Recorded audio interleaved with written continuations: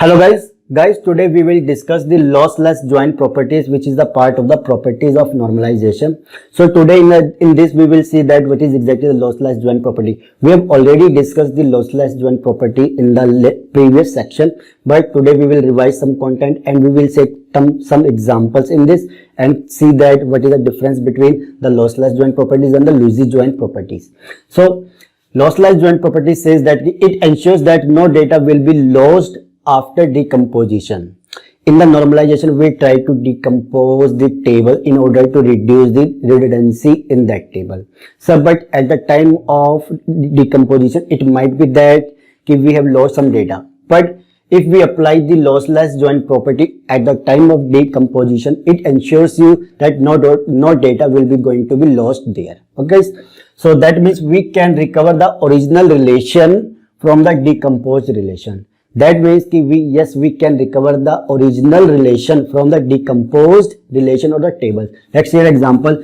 There is a relation R which we decompose into R1, R2, R3 up to Rn. But if we apply the lossless joint property, it says if you take this all relation and combine then we will get the original relation. Okay guys, so how it exactly happens?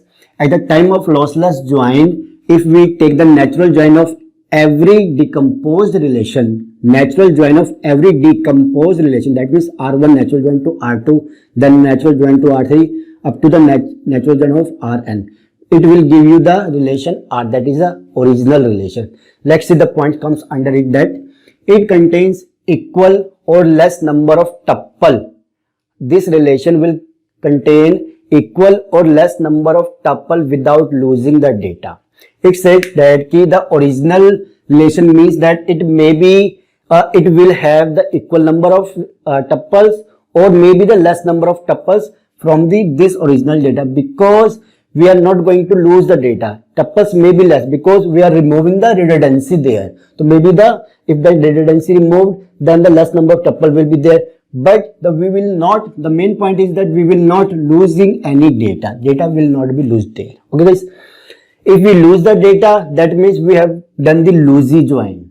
If we have lose the data, that means we have lost that is the lossy join. We will say the lossy join or lossy join.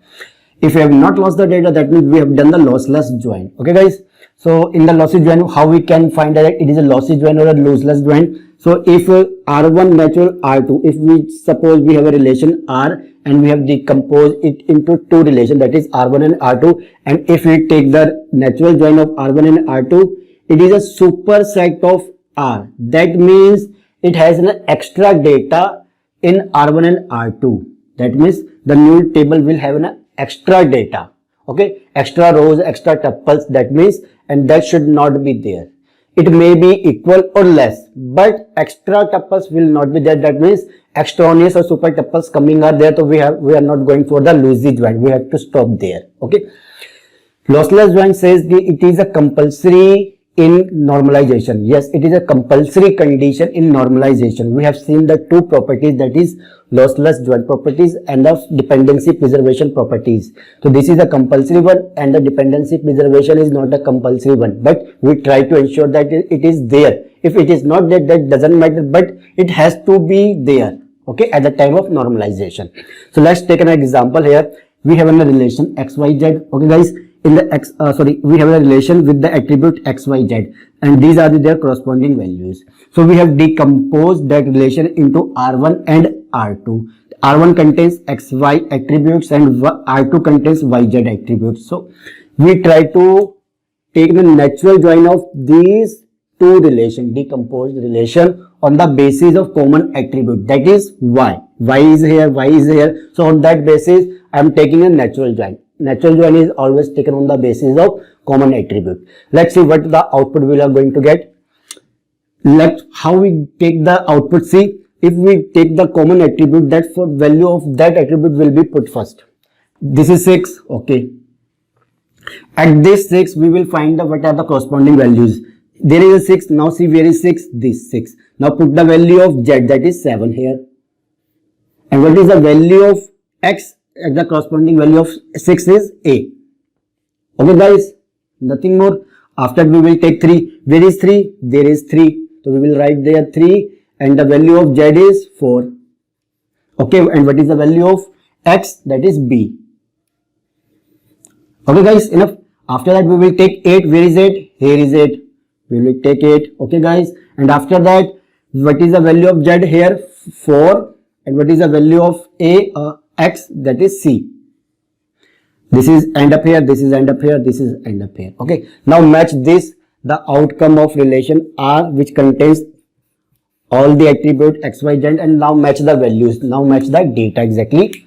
A67, A67, AB34, B34, C84, C84. Nothing is here, nothing is there. That means the joint we have done is the R lossless joint. No data is removed or there is no less number of tuples. Okay, we get the exactly that original relation. So this is not a lossy joint, it is a lossless joint. But let's take the same example here. We have the same relation x, y, z.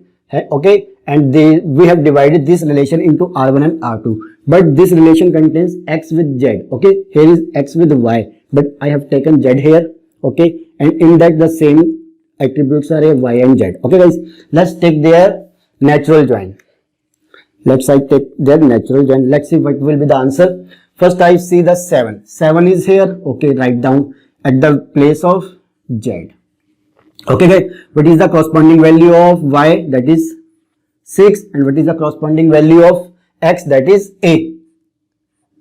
Okay, then after we will go for 4. Okay, z here is the value of 4. Now match the value. Where is the 4 in this relation R2? 4 is here, 4 is here. That means we have to consider every tuple. So that means 4, first attach this 4 with this 3. That means y value is 3. And what is the corresponding value? B. Okay guys, then attach this 4 with this. Okay, so there is 4. What is the value of y? That is 8. And what is the value of x? That is c. Okay guys, now move to another point, that is 4 here again. Now see 4 here, 4 here, then we will take both values. So 4, first 4 comes here, that means y value is here is 3. And what is the corresponding value of x? That is b. Okay, then these 4 will attach with this. Here is 4. And after that, here is the value of y is 8. And the corresponding value is c. Now attach, now attach this 4. Koi baat nahi, doesn't matter. 4. And what is the value of y? 3. And what is the value of z? b. Okay, now it's end up here, it's end up here. Now check that this is the R port, okay guys, which contains attribute x, y, z. Okay, now match their values. It has 3 tuples, it has 3, 4, 6 tuples. That means we have done something wrong, because that value should not be there. They are extraneous tuples, spurious tuples are here. That says it is a lossy joint. We should not get the extra tuples. The number of tuples should be equal or less, will be the lossless joint. But if you get the extra tuple, we will say it is a lossy joint, guys. Okay, so this is all about the example. And in the next session, we will take what are the basically condition at the time of lossless joint we should apply on the relation for the decomposition. So it will ensure you that yes, it is going to be a lossless joint. So we will see that condition in the next session. And guys, if my videos are helping you, so please like and share these videos, subscribe the channel, and don't forget to follow the playlist of this DBMS. Okay guys, thank you, and take a link is under the description of the playlist. Thank you.